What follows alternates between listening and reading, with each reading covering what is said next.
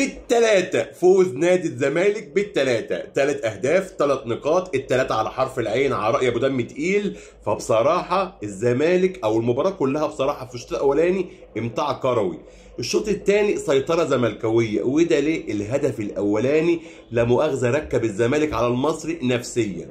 طب كان في ضربة جزاء؟ ما كانش في ضربة جزاء. ما هو يا مصر انت اللي غلطان، كنت تضرب حكم اجنبي، وفرت في الدولارات ما تشتكيش.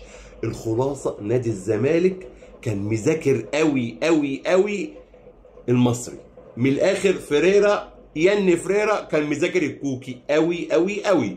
وصلاح محسن ملوش في المباريات المهمة والتقيلة، وغياب دغموم عن الخطورة، عرفوا يحيدوا عن الخطورة. اما نادي الزمالك عمر جابر ليه مش في المنتخب؟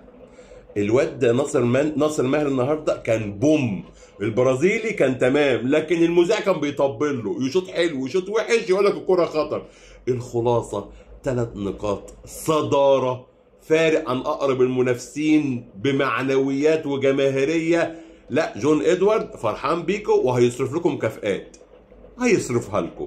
خلص الكلام، 3 نقاط 3 اهداف. ليه ما جبتش حكم اجنبي؟ خلص الكلام، سلام.